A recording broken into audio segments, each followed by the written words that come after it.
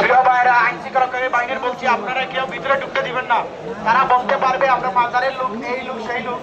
জেলা প্রশাসন যারা আছে তারা লোক ঢুকাবেন, এক্সট্রা কেউ ঢুকাবেন না। ও মাদ্রাসার ছাত্ররা যারা আছে আমরা লোক ঢুকাবো, এর বাইরে কেউ লোক ঢুকাবেন না।